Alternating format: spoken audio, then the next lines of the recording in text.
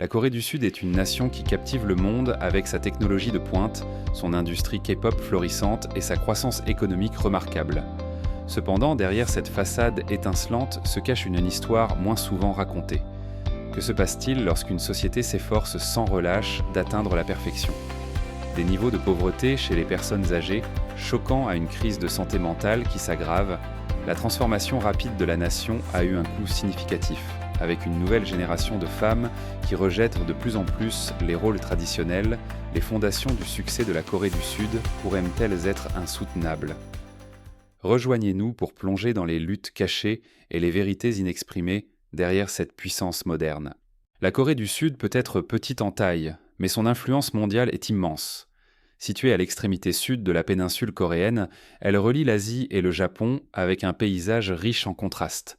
Des gratte-ciels imposants s'élèvent à côté de montagnes escarpées et des temples centenaires se dressent à côté de centres commerciaux futuristes. Séoul, la capitale, reflète ce mélange unique d'ancien et de moderne, alliant de profondes traditions à un mode de vie urbain trépidant.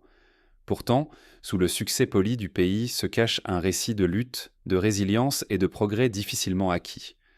Comment la Corée du Sud a-t-elle émergé des ruines d'une guerre pour atteindre une renommée internationale ? 70% du terrain de la Corée du Sud est montagneux, avec des sites emblématiques comme le mont Hallasan sur l'île de Jeju, célèbre pour ses incroyables grottes de lave et ses panoramas époustouflants. Des rivières comme le Han et le Dong ont été cruciales pour la croissance agricole et l'essor économique de la nation. Pendant ce temps, la mer Jaune, bien que n'étant pas vraiment jaune, revêt une importance historique en tant que route commerciale vitale et cite de nombreuses batailles significatives. L'histoire de la Corée du Sud a été façonnée par d'immenses défis. De 1910 à 1945, le pays a subi l'occupation japonaise, une période de travail forcé et d'oppression culturelle. Après la Seconde Guerre mondiale, la péninsule a été divisée au 38e parallèle, se scindant en un nord soutenu par l'Union soviétique et un sud soutenu par les États-Unis. Cette division a déclenché la guerre de Corée en 1950, un conflit dévastateur qui s'est terminé par un cessez-le-feu, laissant la zone démilitarisée comme symbole durable de division et de tension. Malgré ces adversités, la Corée du Sud est devenue l'une des économies à la croissance la plus rapide au monde, rejoignant les rangs des tigres asiatiques. Son miracle économique a été propulsé par des investissements dans l'éducation, les infrastructures et les exportations, avec des géants mondiaux comme Samsung et Hyundai en tête de file. Pourtant, la nation fait face à des défis persistants, notamment des pressions sociales, une crise de santé mentale et des conflits historiques non résolus. La Corée du Sud captive le monde avec son innovation technologique et son influence culturelle. Mais que se cache-t-il sous la surface ? Comment la nation fera-t-elle face aux conséquences plus sombres de sa croissance rapide et de son histoire complexe ? La Corée du Sud est confrontée à une crise démographique croissante. D'ici l'année 2030, l'espérance de vie devrait atteindre 90 ans, faisant de la nation l'une des plus âgées au monde. Bien que cela reflète un accomplissement significatif, le véritable défi réside dans le taux de natalité du pays, le plus bas au monde. Malgré diverses politiques gouvernementales introduites depuis 2015, telles que des incitations au logement et des allocations pour la garde d'enfants, les chiffres restent alarmants. D'ici l'année 2024, plus de 16% de la population sera âgée et d'ici 2040, plus de 40% appartiendront à cette catégorie. Cette tendance au vieillissement découle directement du taux de natalité persistant. Mais pourquoi les jeunes sud-coréens sont-ils réticents à avoir des enfants ? La réponse réside dans plusieurs facteurs interconnectés. Avec moins de jeunes et une population vieillissante rapide, la Corée du Sud subit une pression croissante sur ses systèmes de santé et de retraite. La croissance économique est menacée. De longues heures de travail, des salaires stagnants et un coût de la vie élevé découragent beaucoup de fonder une famille. Élever des enfants dans un environnement dominé par une compétition intense et des pressions sociales est devenu une perspective de plus en plus décourageante. De plus, les femmes sud-coréennes remettent en question des rôles traditionnels profondément ancrés. Dans de nombreuses cultures asiatiques, les femmes étaient censées être soumises, mais aujourd'hui, les femmes sud-coréennes rejettent ces normes dépassées. Un mouvement croissant appelé 4B, ou les 4 non, prend de l'ampleur: pas de rencontres, pas de relations intimes, pas de mariage et pas d'enfants. Un récent sondage a révélé qu'environ 65% des femmes sud-coréennes ne s'intéressent pas au mariage ou à la maternité. Pourquoi?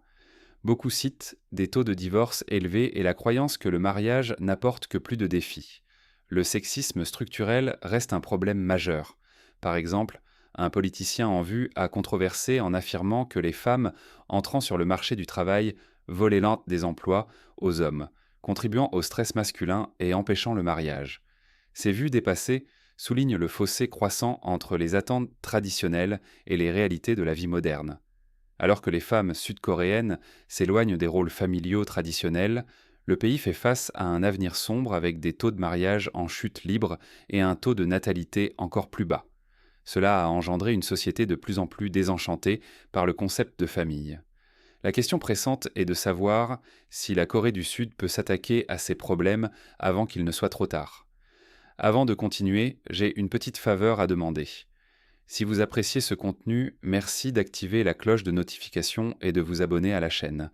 Cela nous aide vraiment et nous permet de continuer à créer du contenu pour vous. Si vous le faites, mon équipe et moi promettons de rendre cette émission encore meilleure. Marché conclu? La Corée du Sud s'est réputée pour avoir l'un des taux de chirurgie esthétique les plus élevés au monde, alimenté par une obsession culturelle profondément ancrée pour la beauté physique. Les normes de beauté dans le pays sont claires et précises. Un visage petit en forme de V, des yeux double paupières, un nez fin et une peau claire. Ces idéaux sont fortement renforcés par les stars de K-pop et les célébrités, mettant une pression immense sur les jeunes femmes pour qu'elles se conforment. Près d'une femme sud-coréenne sur 3 a subi une forme de chirurgie esthétique. Bien que ces procédures soient souvent présentées comme un moyen de renforcer la confiance en soi, l'impact psychologique peut être préoccupant. Beaucoup de personnes développent une dysmorphie corporelle, une condition où elles ne parviennent pas à se voir comme parfaites, peu importe le nombre de procédures qu'elles subissent. Pour certains, cela se transforme en une addiction aux améliorations esthétiques, poursuivant un idéal en constante évolution qui les laisse insatisfaits. Le coût financier de ces chirurgies est également considérable. Les procédures peuvent coûter des milliers d'euros, poussant de nombreuses personnes à contracter des prêts pour les financer. Ce fardeau financier crée souvent un cycle de dette, ajoutant une couche supplémentaire de stress émotionnel à ceux qui font déjà face à des défis de santé mentale. En Corée du Sud, l'apparence physique est souvent étroitement liée au succès. Cela a contribué à une culture du lookisme, où les individus qui ne répondent pas à l'idéal de beauté font face à de la discrimination dans des domaines tels que l'emploi et les relations. Cela renforce la croyance que la valeur personnelle est déterminée par l'apparence, poussant les gens à subir une chirurgie juste pour être acceptés. L'industrie médicale elle-même a fait face à des critiques éthiques. Certaines cliniques se concentrent davantage sur le profit que sur la sécurité des patients, ce qui entraîne des chirurgies mal réalisées et des pratiques non régulées. Avec le nombre élevé de chirurgies effectuées, les préoccupations concernant les risques impliqués et le manque de surveillance dans certaines installations augmentent. L'obsession de la Corée du Sud pour l'apparence révèle un problème plus large, une crise de santé mentale croissante. Alors que les normes de beauté deviennent de plus en plus inaccessibles, les gens sont poussés à des extrêmes dans leur quête de perfection. Cette fixation culturelle sur l'apparence physique fait-elle plus de mal que de bien? Les conséquences psychologiques et sociétales de cette obsession soulèvent des questions plus profondes sur la façon dont nous définissons la beauté dans un monde guidé par des normes superficielles. Bien que la Corée du Sud soit souvent célébrée pour sa technologie avancée et sa culture vibrante, il existe un aspect moins visible de la prospérité de la nation, la pauvreté, en particulier parmi les personnes âgées. Sous les gratte-ciels éblouissants et l'influence mondiale se cache une réalité sobre. La Corée du Sud a l'un des taux de pauvreté chez les personnes âgées les plus élevés parmi les nations développées. Selon des rapports récents, près de 45% des Sud-Coréens âgés de 65 ans et plus vivent en dessous du seuil de pauvreté, un contraste frappant avec la moyenne de l'OCDE d'environ 13%. Comment cela a-t-il pu se produire dans un pays connu comme une puissance économique ? Le problème est enraciné dans la dépendance de la Corée du Sud à des systèmes de soutien familial, qui ont souvent échoué à fournir des filets de sécurité adéquats. pour de nombreux adultes âgés ayant passé leur vie professionnelle dans des emplois peu rémunérés ou dans le secteur informel, il y a peu d'économies ou de prestations de retraite sur lesquelles compter. Le système de pension de base du gouvernement, introduit à la fin des années 1990, était un pas dans la bonne direction mais reste insuffisant, en particulier pour ceux qui n'ont pas de soutien familial. Ce manque de filet de sécurité solide a contribué à une augmentation alarmante des suicides parmi les personnes âgées, faisant de la Corée du Sud l'un des pays avec les taux de suicide les plus élevés parmi les adultes âgés dans le monde. L'augmentation du problème est exacerbée par les maisons Banjiha, rendues célèbres par la série télévisée Pachinko. Ces appartements en sous-sol, souvent mal construits et exigus, sont devenus un symbole de la pauvreté croissante en Corée du Sud. Sombres, humides et sujets à la moisissure, ils posent donc de graves risques pour la santé, tant physiques que mentaux, pour leurs occupants. Pire encore, la stigmatisation attachée à la vie dans des maisons Banjiha ajoute aux luttes des résidents. Dans une société qui valorise le statut social et le succès extérieur, ces résidents sont souvent étiquetés comme des échecs, menant à l'isolement et à un profond sentiment de marginalisation. De nombreux résidents de ces maisons appartiennent à la classe ouvrière sud-coréenne, piégée dans des emplois peu rémunérés qui ne couvrent pas le coût de la vie élevé du pays ou qui doivent naviguer dans le système de location JONS, qui exige un dépôt initial important au lieu d'un loyer mensuel, rendant l'accession à la propriété ou à un logement locatif stable inabordable pour beaucoup. Sans accès à un logement abordable ou à un soutien social suffisant, les individus n'ont d'autre choix que de subir des conditions de vie précaires. Malgré les initiatives gouvernementales visant à atténuer la crise, la pénurie persistante de logements et les options de logement public limitées garantissant que les maisons Banjiha restent une réalité sombre pour de nombreux Sud-Coréens. Que pensez-vous que la Corée du Sud doit changer pour s'attaquer à la montée de la pauvreté des personnes âgées et à l'inégalité du logement? Partagez vos réflexions dans les commentaires ci-dessous. Au fil des ans, la politique sud-coréenne a été secouée par de nombreux scandales, révélant de profondes failles dans le système. L'un des cas les plus infâmes a émergé en 2016, lorsque la présidente Park Geun-hye ainsi que sa confidente Choi Soon-sil ont été impliquées dans un scandale de corruption très médiatisé. Schwab a été accusé d'utiliser son influence sur les décisions gouvernementales pour extorquer près de 72 millions d'euros à de grandes entreprises, dont Samsung. Ce scandale a finalement conduit à la destitution de Park et à une peine de prison de 25 ans. Ce problème n'est pas nouveau. Dans les années 1990, le scandale Ambo Steel a exposé les liens étroits entre les fonctionnaires gouvernementaux et les puissants conglomérats familiaux, connus sous le nom de chaebols. Ces connexions ont permis des prêts illégaux, facilités par des pots de vin, entraînant d'énormes pertes financières. De même, d'anciens présidents comme Lee Myung-bak ont été condamnés pour corruption et détournement de fonds aussi récemment qu'en 2018. Même Kim Dae-jung, largement respecté pour ses efforts de réconciliation avec la Corée du Nord, a été confronté à des allégations selon lesquelles son administration aurait effectué des paiements illicites au Nord. Avançons jusqu'à aujourd'hui, et le cycle des scandales continue. Le leader de l'opposition, Lee Jae-myung, est actuellement impliqué dans des litiges juridiques concernant des allégations de corruption et de détournement de fonds, tandis que la première dame, Kim Keon-hee, a fait l'objet d'un examen minutieux, pour avoir potentiellement violé les lois anti-corruption. Chaque nouveau cas suscite l'indignation publique et soulève des questions importantes. Pourquoi la corruption est-elle si profondément enracinée ? Des réformes significatives peuvent-elles enfin s'attaquer à ces problèmes systémiques ? La nature continue de ces scandales souligne le besoin urgent de mesures anti-corruption plus fortes et d'une culture de responsabilité en politique. Quelles leçons la Corée du Sud et le reste du monde peuvent-elles tirer de ces défis récurrents ? Plus important encore, les efforts pour reconstruire la confiance du public seront-ils suffisants pour remodeler le paysage politique du pays ? Un autre problème pressant en Corée du Sud est l'existence de bidonvilles au cœur de Séoul. L'un des exemples les plus frappants est le village de Guryong, situé dans le quartier aisé de Gangnam. Bien qu'entouré de certains des quartiers les plus riches du pays, le village de Guryong abrite plus de 2000 résidents vivant dans des maisons de fortune construites à partir de matériaux de récupération tels que des tôles ondulées, du bois et des bâches. Ces maisons manquent souvent de services essentiels comme l'eau courante, l'électricité constante et l'assainissement adéquat. Le contraste entre les luxueux gratte-ciel de Gangnam et la pauvreté désespérée du village de Goryong est frappant. Le village de Goryong représente plus qu'un simple bidonville. C'est un symbole puissant de l'inégalité croissante des richesses en Corée du Sud. L'urbanisation rapide, qui a propulsé le succès économique du pays, a souvent laissé des communautés marginalisées derrière. Pour les résidents de Goryong, la survie dépend d'emplois informels ou d'une aide gouvernementale limitée. Mais les chances de sortir de la pauvreté sont minces. Le problème est aggravé par la stigmatisation entourant la pauvreté en Corée du Sud. Dans une société qui accorde une grande valeur à la réussite académique et professionnelle, ceux qui luttent contre la pauvreté sont souvent perçus comme paresseux ou indignes. Cette perception alimente l'isolement social et la détresse psychologique, diminuant encore la qualité de vie des résidents. Comment cette intense pression sociale impacte-t-elle leur bien-être mental et leur sentiment de valeur personnelle ? Gangnam, rendu célèbre dans le monde entier par la chanson à succès Gangnam Style, est souvent perçu comme un symbole de la richesse et de l'influence mondiale de la Corée du Sud.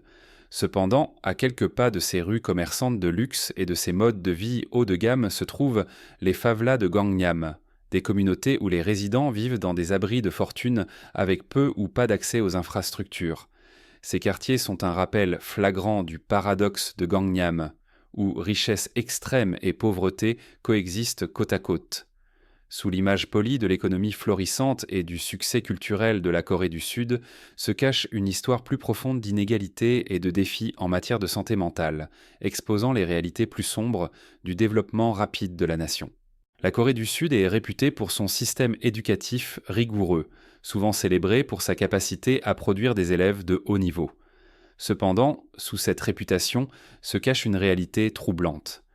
La pression intense pour exceller, en particulier en préparation aux tests d'aptitude scolaire, force les élèves à de longues heures d'études, souvent complétées par des écoles de soutien privées. Cela laisse peu de temps pour le repos, les loisirs ou les activités sociales. Cette pression incessante a été étroitement liée à l'augmentation des problèmes de santé mentale. La course à l'admission dans les meilleures universités crée un système où le succès académique définit la valeur d'un élève. Ceux qui peinent à suivre, en particulier ceux qui ne peuvent pas se permettre des cours particuliers, font souvent face à du harcèlement et à l'exclusion sociale. Dans cet environnement, l'échec devient plus qu'un problème personnel, il porte une stigmatisation sociale. Le système privilégie la mémorisation par cœur et les résultats d'élotest plutôt que la créativité et l'intelligence émotionnelle. Bien que des efforts ayant été faits pour alléger ce fardeau, comme la limitation des heures d'école de soutien et la promotion de la sensibilisation à la santé mentale, les progrès ont été lents. L'accent culturel mis sur le succès académique reste profondément ancré, laissant de nombreux élèves accablés par les attentes sociétales. La crise de santé mentale s'étend bien au-delà des étudiants. La Corée du Sud fait face à l'un des taux les plus élevés de résultats négatifs liés à la détresse psychologique dans le monde. Les personnes âgées sont souvent confrontées à l'isolement et à l'insécurité financière, aggravant encore la situation. Malgré la croissance économique de la nation, la santé mentale est toujours fortement stigmatisée, de nombreux individus évitant le traitement par peur du jugement. La culture du surmenage contribue également au problème, car de longues heures sont considérées comme la norme. Bien que le gouvernement ait introduit des programmes de prévention du suicide et des campagnes de sensibilisation, les experts estiment que ces mesures sont insuffisantes. Le succès économique de la Corée du Sud a coûté cher sur le plan social et psychologique. Alors que le pays avance, il doit faire face aux conséquences cachées de sa quête de perfection. Saviez-vous que les femmes sud-coréennes font encore face à des barrières systémiques dans presque tous les aspects de la société ? La Corée du Sud se classe 102e au niveau mondial pour l'égalité des sexes, derrière de nombreux autres pays développés, y compris ses voisins le Japon et la Chine. Cette statistique frappante souligne combien la nation a encore besoin de progrès. L'un des problèmes les plus persistants est l'écart salarial entre les sexes. Selon le rapport mondial sur l'écart entre les sexes de l'année 2024 du Forum économique mondial, la Corée du Sud a l'un des écarts de salaire les plus larges au monde. En moyenne, les femmes gagnent 37% de moins que les hommes pour le même travail. Cette disparité est plus qu'un problème financier, elle reflète comment les contributions des femmes continuent d'être sous-évaluées sur le lieu de travail. Cependant, l'écart salarial n'est qu'un aspect d'un problème plus large. Les femmes sont également sous-représentées dans les postes de direction. En l'année 2024, seulement 19% des parlementaires sud-coréens sont des femmes. Le plafond de verre reste solide et le chemin vers des postes de pouvoir est encore inaccessible pour beaucoup. Au-delà des salaires et de la politique, le harcèlement et la discrimination sur le lieu de travail sont des problèmes répandus. Même avec des protections légales, ces problèmes persistent. Le mouvement MeToo, qui a pris de l'ampleur en l'année 2018, a révélé l'ampleur du problème, avec des cas très médiatisés dans la politique, les médias et le divertissement encourageant davantage de femmes à s'exprimer. Cependant, la peur de représailles, de perte d'emploi ou de réactions sociales empêche beaucoup de parler. Comment la Corée du Sud peut-elle favoriser une culture où les femmes se sentent en sécurité pour faire entendre leur voix et demander justice? Les défis pour les femmes vont au-delà du lieu de travail. Les attentes culturelles liées à des rôles traditionnels tels que le mariage, la maternité et la vie familiale sont profondément ancrées. Les femmes sont souvent censées équilibrer carrière et responsabilité familiale, faisant face à un jugement sévère si elles s'écartent de ces normes. Cela crée un double fardeau suffocant pour beaucoup. Les femmes qui choisissent de rester célibataires, de retarder le mariage ou de privilégier leur carrière au détriment de la famille font souvent face à des critiques sociétales significatives. Même la culture des rencontres en Corée du Sud renforce des normes de genre rigides, dictant comment les femmes devraient en agir, s'habiller et incarner des idéaux de féminité. Les femmes qui sortent de ces limites traditionnelles, que ce soit en se concentrant sur une carrière ou en prenant des rôles de leadership, font souvent face à des réactions négatives, parfois même de la part d'autres femmes. Malgré ces défis, il y a de l'espoir. Des militantes comme Lee Hae-jung sont à l'avant-garde de la lutte pour l'égalité salariale et les droits des femmes. La jeune génération de femmes sud-coréennes rejette de plus en plus les rôles traditionnels et exige davantage de la société. La pollution extrême en Corée du Sud est devenue une grave crise environnementale et de santé publique. La pollution de l'air, en particulier les particules fines dangereuses, constitue une menace croissante. Ces particules microscopiques peuvent pénétrer profondément dans les poumons et le système sanguin, causant des milliers de décès prématurés en Corée du Sud chaque année. Mais qu'est-ce qui pousse à ce problème ? Une part importante de cette pollution provient de la Chine voisine. L'utilisation extensive du charbon dans les centrales électriques et les industries lourdes chinoises crée de denses nuages de smog qui traversent les frontières. À l'intérieur du pays, les émissions provenant de la circulation des usines et des centrales électriques intensifient encore le problème. Cependant, l'air n'est pas la seule préoccupation. La pollution de l'eau est également en hausse, avec la rivière Han, souvent appelée la ligne de vie de la Corée du Sud, faisant face à une contamination croissante. Les déchets industriels, les produits chimiques toxiques et les eaux usées non traitées se déversent dans la rivière, mettant en danger à la fois les écosystèmes et la santé publique. La crise des déchets plastiques ajoute une autre dimension au problème. Bien que la Corée du Sud soit reconnue comme un leader mondial du recyclage, elle lutte toujours contre une quantité écrasante de déchets. La forte consommation de plastique jetable a pollué les rivières et les mers avec des matériaux qui mettent des siècles à se décomposer. Avec des décharges atteignant leur capacité, le pays fait face à des défis croissants pour gérer ces déchets de manière efficace. Un autre problème pressant se trouve dans les communautés proches des zones industrielles. Ces groupes marginalisés sont de manière disproportionnée exposés à la pollution, soulevant des préoccupations critiques concernant la justice environnementale. Ces communautés supportent-elles les coûts cachés du succès économique de la Corée du Sud ? Le développement économique rapide de la Corée du Sud, bien que remarquable, a eu un lourd tribut sur l'environnement et ses habitants. L'impact combiné de la pollution de l'air et de l'eau, des déchets plastiques et de l'inégalité environnementale dresse un tableau sobre d'une nation en quête de changement.